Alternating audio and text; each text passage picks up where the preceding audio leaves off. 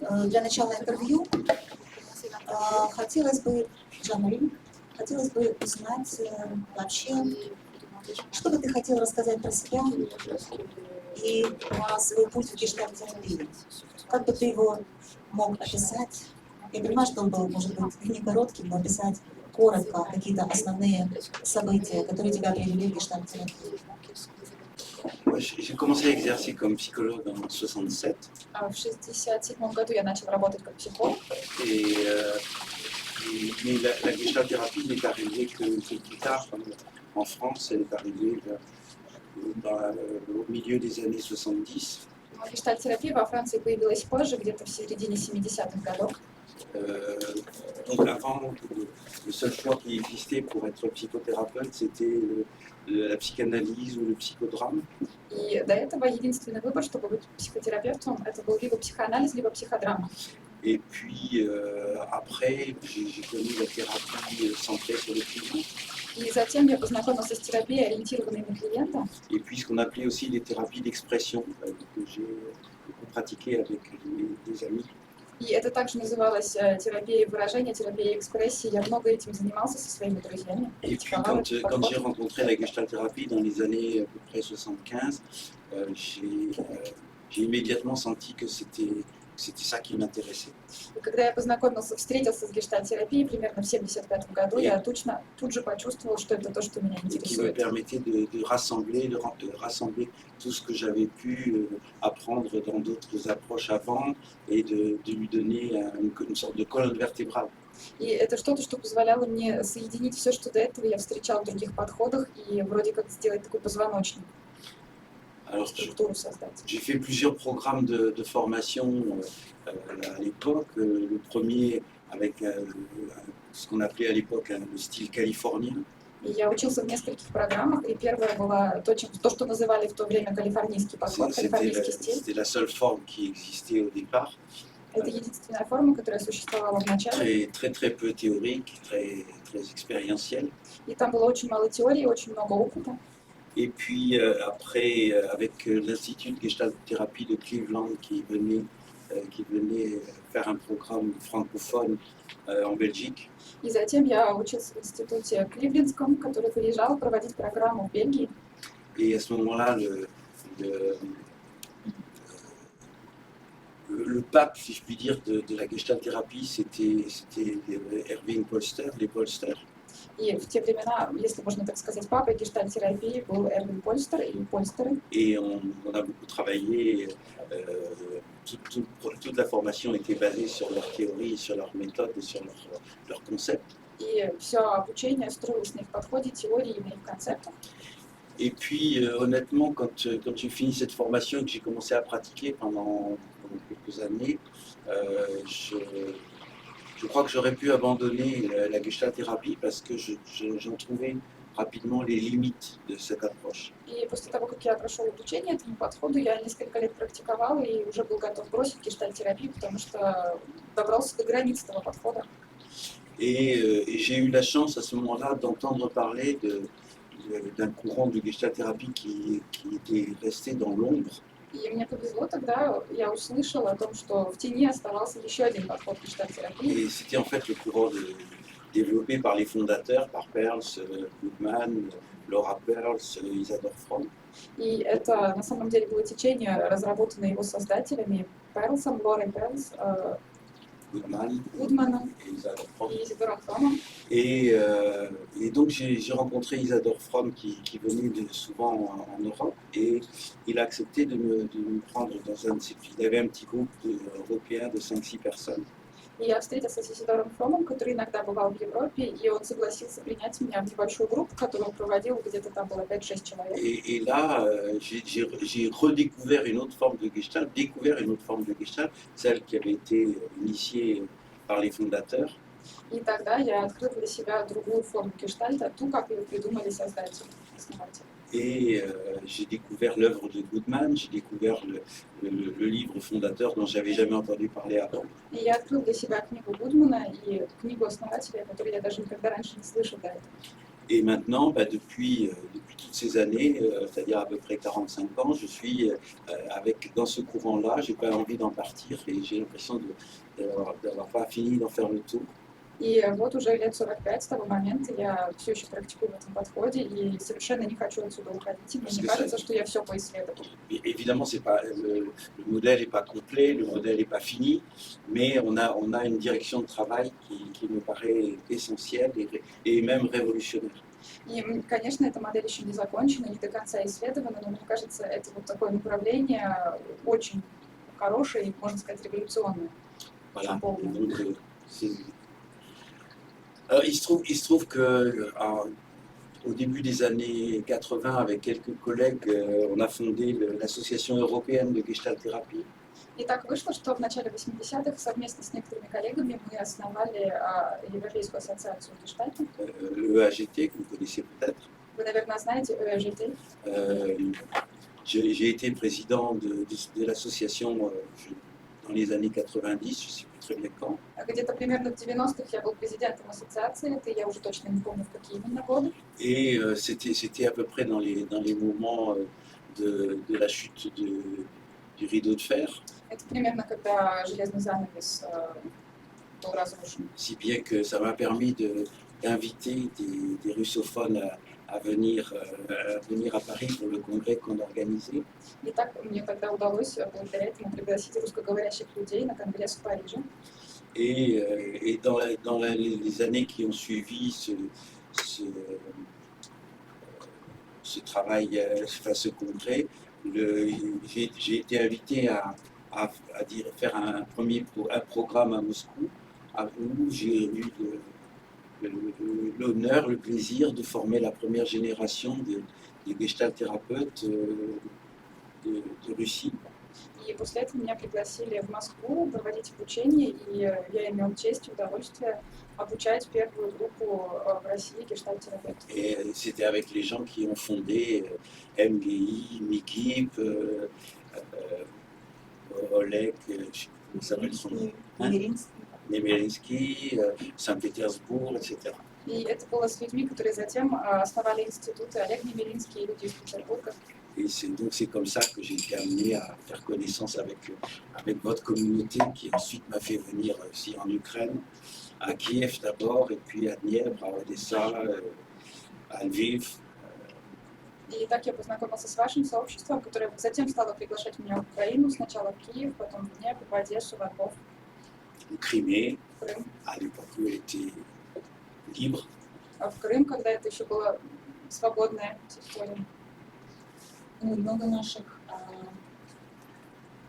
наших гештальт-терапевтов приезжают к вам, потому что вы проводите супервизорские группы на вашей территории, прямо у вас дома. Ah ben oui,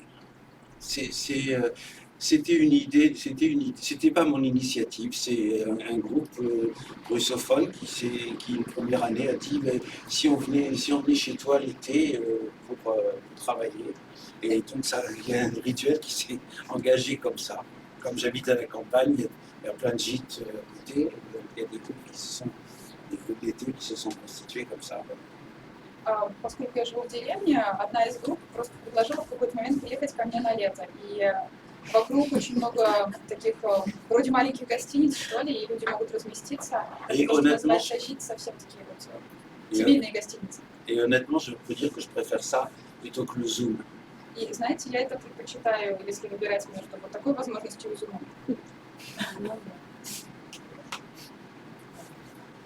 Спасибо. Жан-Мари, у нас, скажем так, это интервью, оно должно называться «Этика, эстетика и контакт в гештальт-терапии», и диалог в гештальт-терапии.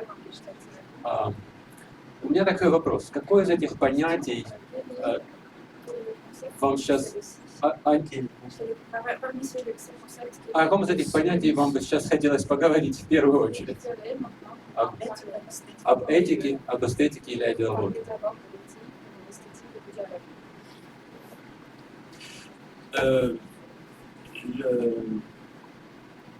Incontestablement, mon concept préféré dans les trois, c'est l'esthétique. Конечно, без сомнения, мой любимый концепт из вот этих трех названных – это эстетика. Et je me souviens qu'en 81 ou 82, le premier congrès de l'EAGT, ma communication s'appelait Éthique et esthétique de la Gestalt-thérapie. И я помню, что где-то в 81-82 году на конгрессе мое выступление называлось «Этика и эстетика гештальт-терапии».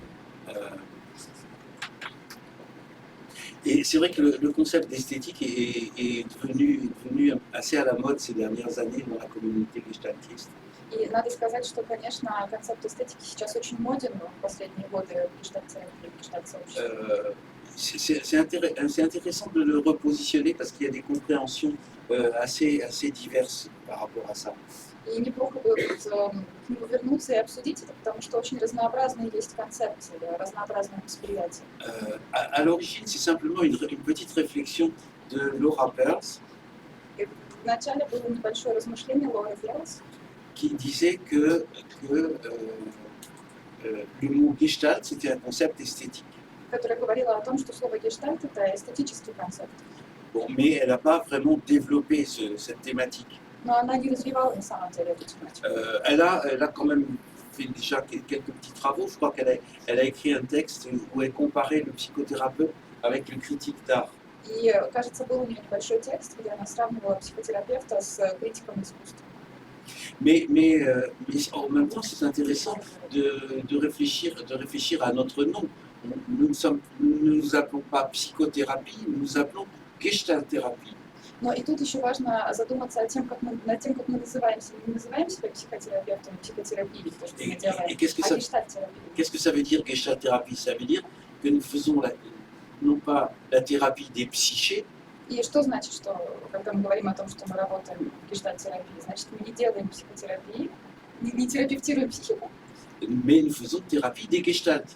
однако мы терапевтируем гештальт. C'est-à-dire de la façon dont les personnes créent des formes pour leur existence. Другими словами, мы занимаемся тем, как люди создают формы для своего существования. Et les formes que les personnes créent pour leur existence, ça peut être des symptômes, ça peut être des styles de vie, ça peut être des comportements, ça peut être des patterns.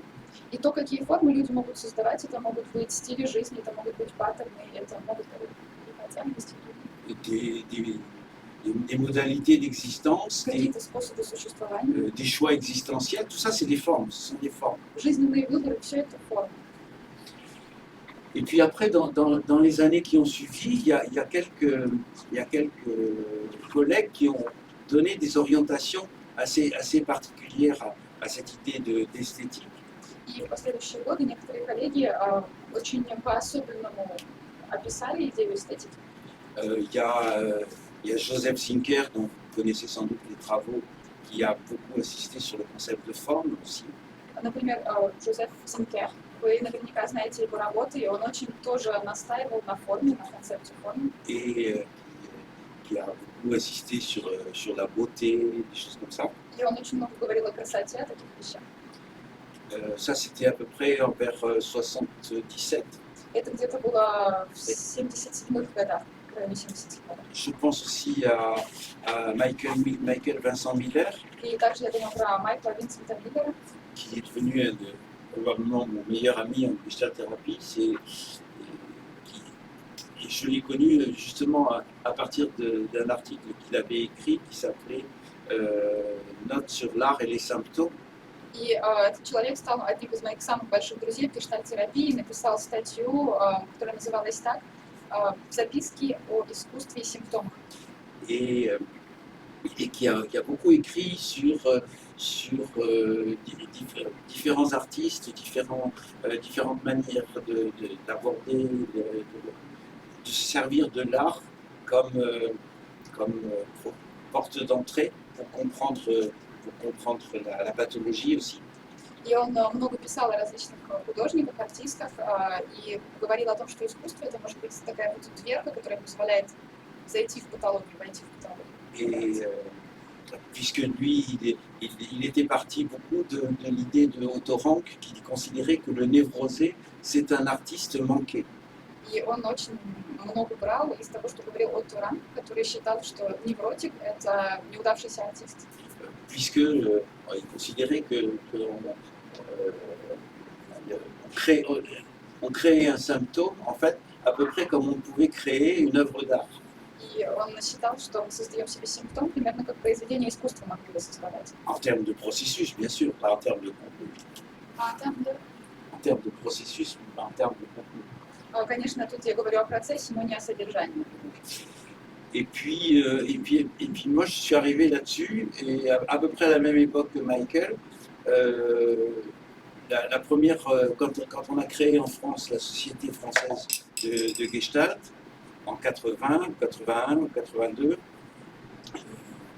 la première conférence que j'ai faite, c'était sur l'esthétique de la psychothérapie, mais en tant que plutôt dans une référence philosophique. И впоследствии, когда в 80-х годах была первая конференция в сообществе, европейском сообществе Гештальта, L'esthétique de la psychothérapie. я провел конференцию по эстетике психотерапии. Et c'est un thème qui m'habite toujours. И это тема, которая живет во мне все это время. Alors, pourquoi? Parce que l'esthétique, c'est un concept qui a été inventé à peu près au XVIIIe siècle. Почему? Потому что эстетика – это такой концепт, который был изобретен примерно в XVIII веке. Par un philosophe de deuxième ou troisième catégorie. Философом второй или третьей категории. Qui s'appelle Baumgarten et qui était intéressé à développer une autre forme de connaissance. Его звали Baumgarten, и ему было интересно развивать другую форму знания. Il considérait qu'il n'y avait pas que la connaissance cognitive, intellectuelle, cérébrale qui avait de l'importance. Он считал, что важным является не только когнитивное, мозговое, скажем так, знание. Mais qu'il y avait aussi une connaissance qui était celle qui nous parvenait par nos sens. Но также существует и знание, которое мы получаем через наши органы чувств. Et que ce qui nous parvenait par les sens, c'était moins sophistiqué, moins élaboré que la connaissance intellectuelle. И что то, что мы получаем, то, что мы узнаем через органы чувств, это что-то менее сложное, менее изысканное, чем наше интеллектуальное знание. Donc, mais le senti, c'était le point de départ de toute expérience. Однако ощущение, то, что мы чувствуем, это отправная точка любого опыта. Et d'ailleurs, vous avez peut-être remarqué que la phrase préférée des gestalt-thérapeutes quand ils parlent à leurs clients, c'est « qu'est-ce que tu sens ?» И вы, наверное, заметили, что самая любимая фраза гештальт-терапевтов, когда они говорят с клиентами, это вот «что ты чувствуешь?». J'ose espérer que ce n'est pas simplement parce qu'il ne sait pas quoi dire d'autre. И я так очень хочу надеяться, что люди говорят эту фразу не потому, что они больше ничего не могут придумать, чтобы сказать. Et donc, oui, l'idée, c'est que toute expérience humaine part du corps, part du senti, part de la perception du monde, de l'impact que ça a dans mon corps, de mes sensations. И идея такова, что все происходит, все стартует в ощущениях, в теле, в том, что мы воспринимаем через органы чувств. Et que à partir de ça, nous allons être amenés à faire un travail de transformation. И из этого нам потом необходимо, после этого нам необходимо будет сделать работу по трансформации. Alors, esthétique, c'est vraiment le senti. Эстезис – это действительно вот ощущение. C'est pas la beauté. Это не красота. C'est pas la beauté. Vous connaissez tous le mot anesthésie. И это не про красоту. Вот все, например, вы знаете слово анестезия. Anesthésie, ça veut pas dire absence de beauté, ça veut dire absence de sensation. И анестезия не означает отсутствие красоты, это означает отсутствие ощущений. Alors évidemment, le monde de l'art, quand cette approche-là a été créée, le monde de l'art s'est précipité pour s'emparer de ce concept d'esthétique. И когда этот концепт был придуман, конечно, люди искусства, весь мир искусства набросился на него. Parce que, en effet, le monde de l'art, c'est comme un paradigme. Pour l'esthétique, c'est vraiment le monde où il y a besoin de sentir d'abord.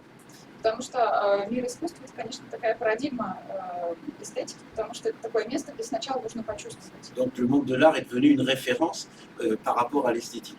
Mais moi, je ne me sens pas du tout d'accord avec deux utilisations contemporaines dans le monde de la gestalthérapie par rapport à l'idée d'esthétique. L'un, c'est la question de la beauté du symptôme, la beauté de la souffrance. Ну, я совсем не согласен вместе с тем, с двумя концепциями, которые сейчас циркулируют в мире психотерапии относительно эстетики. И первый концепт — это вот про красоту симптома, например. Et le deuxième désaccord, c'est de considérer que, si l'esthétique c'est sentir, je pourrais sentir l'autre. И еще есть второе место, с которым я не согласен. Люди говорят о том, что если уж эстетика — это про чувство, то будто бы я могу почувствовать другого. Et alors, il y a tout un courant actuellement de gens qui considèrent qu'ils peuvent sentir ce que l'autre est en train de vivre et que c'est la vérité en quelque sorte. И есть целое направление людей, которые сейчас считают, что они могут почувствовать, что прямо сейчас переживает другой, и что это будет правдой. Hein, si je sens de la tristesse en face de toi, c'est parce que tu es triste. Если я, находясь напротив тебя, ощущаю грусть, это потому что ты грустный. Voilà, donc bon, on pourrait parler pendant des heures de l'esthétique, mais on n'a pas des heures. Ну, мы часами можем говорить про эстетику, но у нас нету часов. Я хочу один уточняющий вопрос задать. А какие категории вы бы использовали для описания эстетического, если не красивое или уродливое? Какие еще категории? Как расширить наш словарный запас в описании эстетического? Il y a un collègue de l'Institut de Gestalthérapie de New York a fait un relevé du vocabulaire qui a été utilisé par le livre fondateur, Percy Goodman. Один из коллег из Нью-Йоркского института, он выбрал весь словарь, которым пользовались Перси Гудман. Le vocabulaire qui est utilisé pour illustrer le mot Gestalt. Весь словарь, все слова, которыми они пользовались для того, чтобы проиллюстрировать слово гештальт.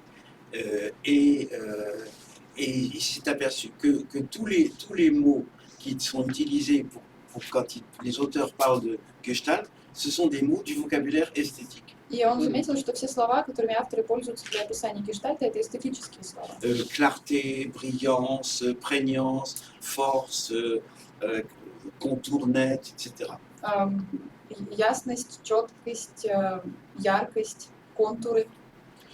Alors, on cherche le vocabulaire. Люди ищут слова. Tu utilisais le mot catégorie, moi je déteste les catégories. Ты сказал слово категория, я ненавижу категории. Я просто не нашел лучшего слова. Mais oui, tout le vocabulaire. Quand Laura Perls dit compare le psychothérapeute au critique d'art, on peut se servir du langage du critique d'art. Quand Laura Perls parle du thérapeute en tant que critique d'art, comme si c'était un photographe. Когда Лора Перс говорит о психотерапевте, как будто бы психотерапевт является критиком искусства, on peut se servir du vocabulaire qu'on essaye maladroitement d'utiliser pour l'art. Мы можем пользоваться словарем, который мы неловко используем, но которым можно пользоваться для описания искусства. Un vocabulaire sensible, un vocabulaire concernant l'harmonie, le rapport figure-fond. Это чувственный словарь будет словарь, которым мы пользуемся для описания отношений фигура-фон. En fait, il y a plein de mots, quand on y réfléchit bien, qui sont intéressants en relation aussi avec le monde de l'art. И если мы задумаемся, очень много слов, которыми мы пользуемся, они еще интересны с точки зрения мира искусства. Par exemple, je travaille beaucoup aussi avec la question qu'on appelle le paradigme de champ. Я еще, например, очень много работаю над вопросом, который называется парадигма поля.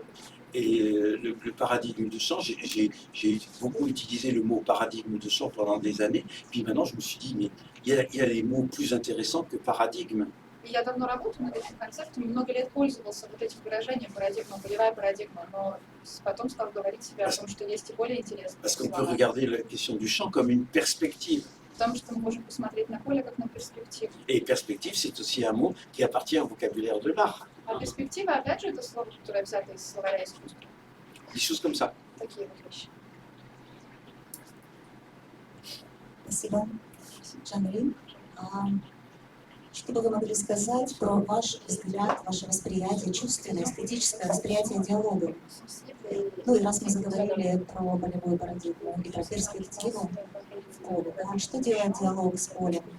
Что делает диалог лично с вами, когда вы общаетесь, например, с клиентом, с группой? Как это меняет вас? C'est un thème extrêmement compliqué, je trouve. Я считаю, что это очень сложно. C'est un thème extrêmement compliqué, très important, très intéressant, mais Очень важно и очень интересно.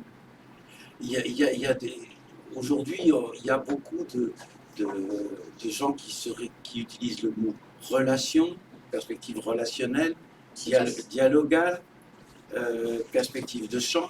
сейчас очень многие люди пользуются словами отношенческая перспектива, Полевая. парадигма перспектив Дюшан, Perspective de champ. полевая парадигма и диалогальная. C'est pas tout à fait équivalent. Это не совсем одинаково и не совсем эквивалентно. C'est vrai que ça désigne les différentes manières d'essayer de sortir d'une référence individualiste ou intrapsychique. Конечно, это такие попытки выйти из интрапсихического или индивидуалистского подхода. Alors, par exemple, en France, maintenant, tous les psychothérapeutes s'appellent psychothérapeutes relationnels. Теперь во Франции все психотерапевты называются отношенческими психотерапевтами. Un thérapeute qui travaille avec des protocoles et qui travaille avec des injonctions qu'il va faire à son client, c'est aussi relationnel.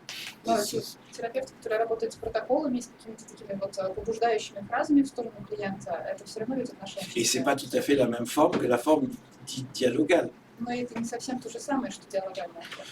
Alors, le problème du concept de dialogue, c'est qu'on le réfère tout le temps à la philosophie de Martin Buber.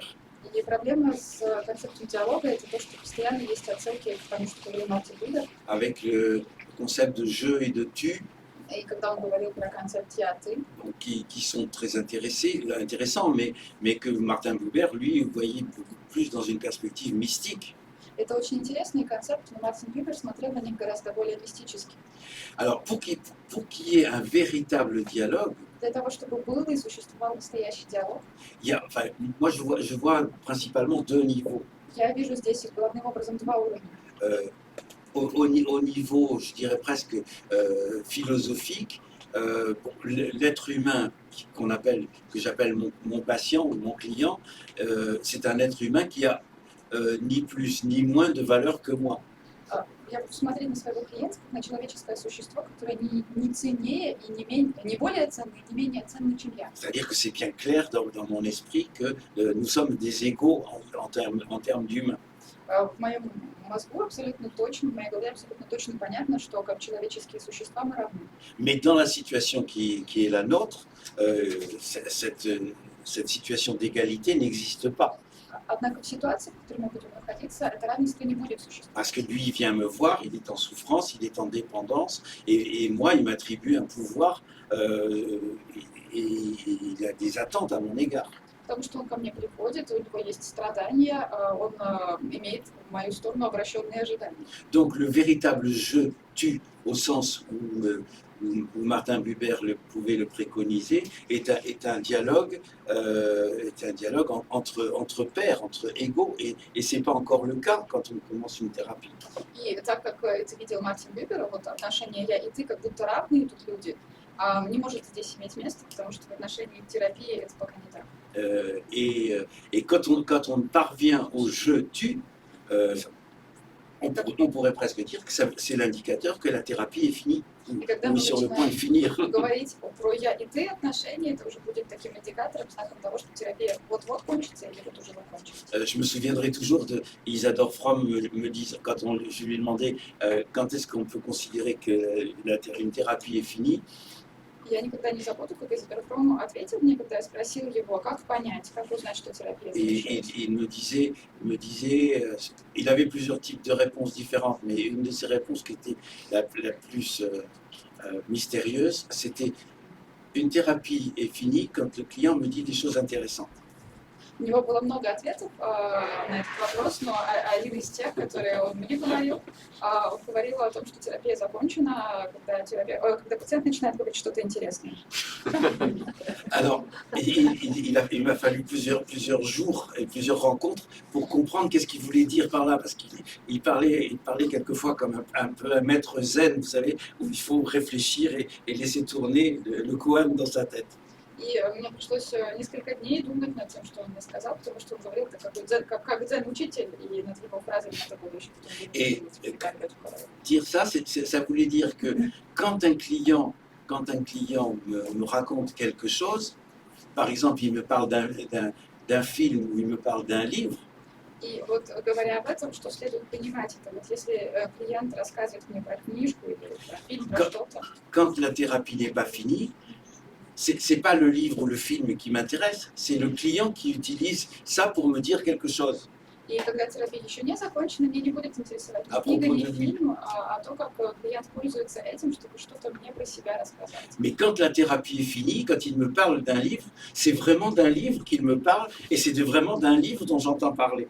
И когда терапия закончена, то клиент будет говорить мне правда именно про книгу, и именно про книгу буду слушать я.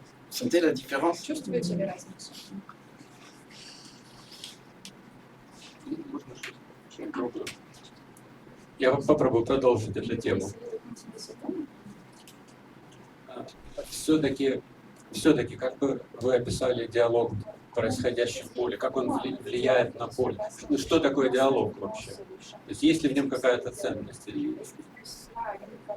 есть ли за этим понятием что-нибудь для вас ценное? Alors, il y a un gros problème dans la formulation que tu existes, c'est que quand tu me dis dans le champ. Есть большая проблема в том, как ты это формулируешь, когда ты говоришь в поле. Il y a tellement sur le marché de la gestalt thérapie, il y a tellement de conceptions du champ На рынке гештальт-терапии так много концепций поля, que tout le monde utilise ce concept et que personne ne parle de la même chose. что все пользуются этим концептом, и никогда это не будет означать одно и то же.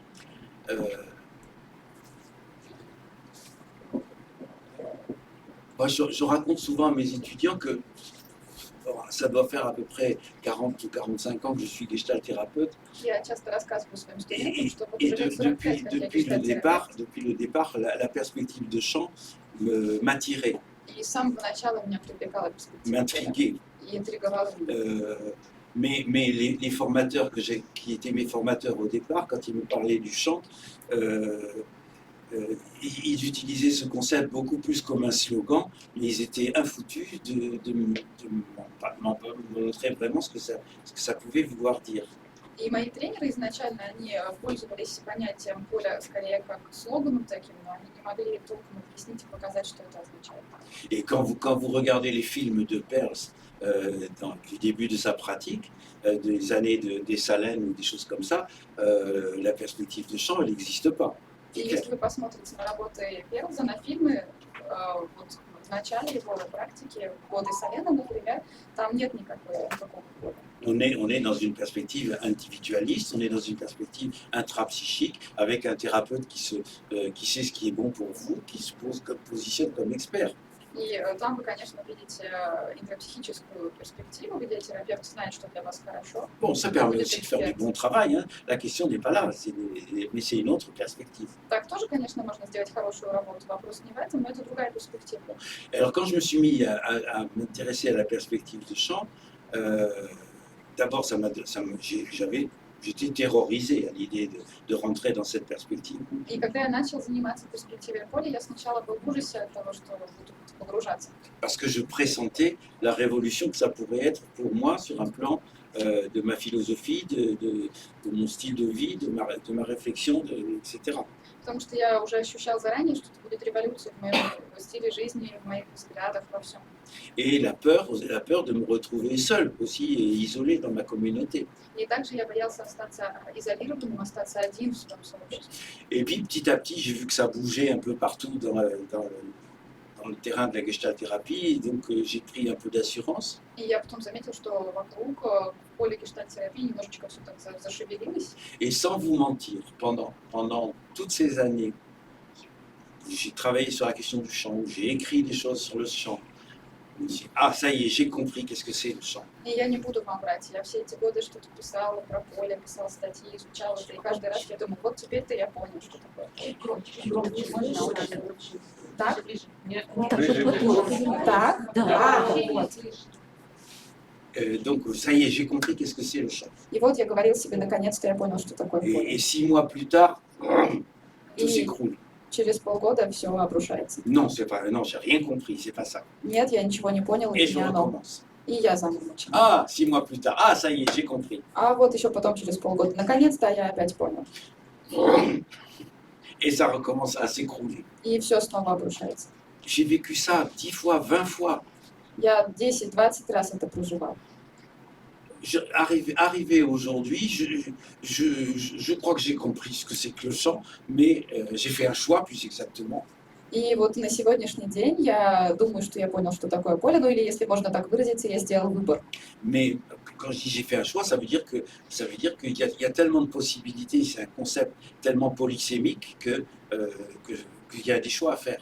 И когда я говорю, я сделал выбор, это настолько просто полифонический и многозначный концепт, что я просто выбрал. Et je crois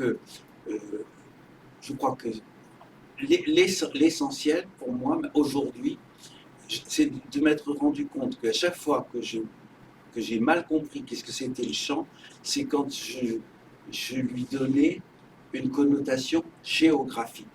И на сейчас я понимаю так, что каждый раз, когда я неправильно понимал концепт поля, это когда я придавал ему географическую коннотацию. Comme si le chant c'était une entité qui avait des bords. Как будто бы поле — это такая единица, у которой есть границы. Et donc quand tu disais dans le chant, tu en fais une entité géographique. И когда ты говоришь в поле, ты создаешь географическую такую единицу, географический концепт. Est-ce que c'est dans le champ ou est-ce que c'est pas dans le champ? Это вот в поле или не в поле? Qu'est-ce que c'est qui serait pas dans le champ А что не в поле может быть? ou dans le champ?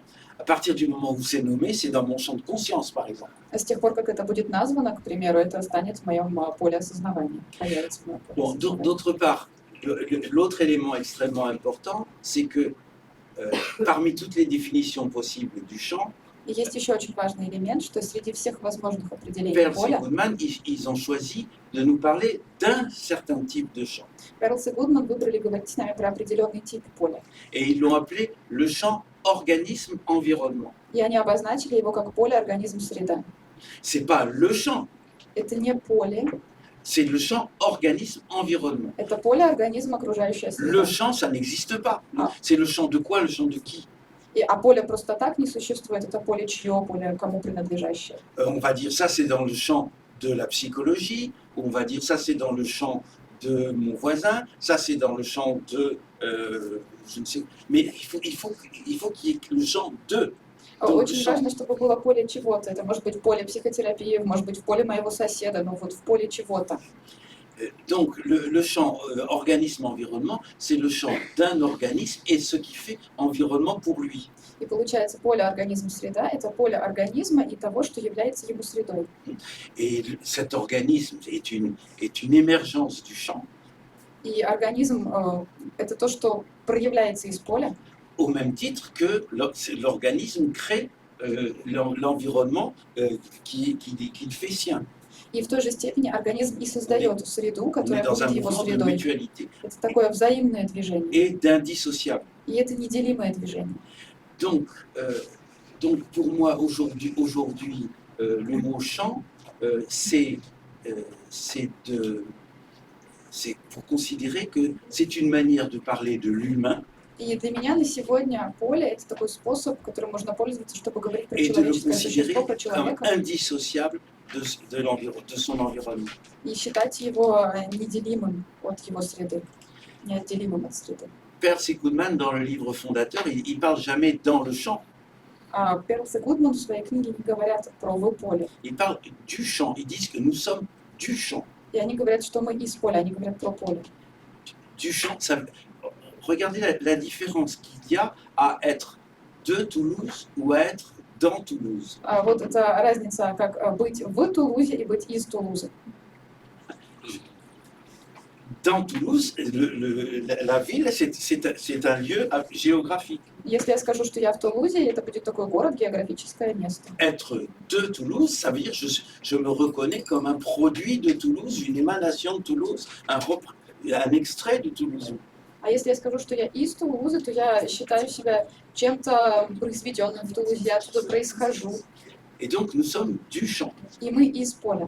Et ça veut dire aussi, dans cette perspective-là, que tout le courant qui se développe très activement en Gestalt-thérapie actuellement, de cette idée de champ commun, И pour moi, est une absurdité.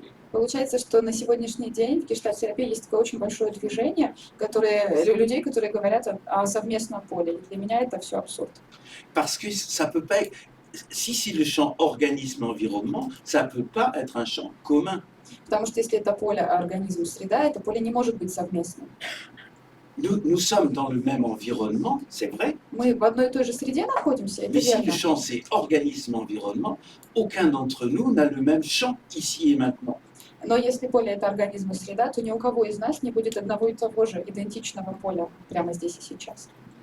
Prenons un exemple, le champ visuel, aucune d'entre nous n'a le même champ visuel. Например, вот если мы будем говорить про визуальное поле, про поле Même si нашего on est dans взгляда, le ни у même кого из environnement. вас не будет одинакового видения, хотя мы находимся в одной среде. Alors c'est pour ça qu'il y a une vingtaine d'années, j'ai extrait du livre fondateur le concept de situation parce que le concept de situation, en fait, nos fondateurs l'ont utilisé 4 fois plus que le mot champ.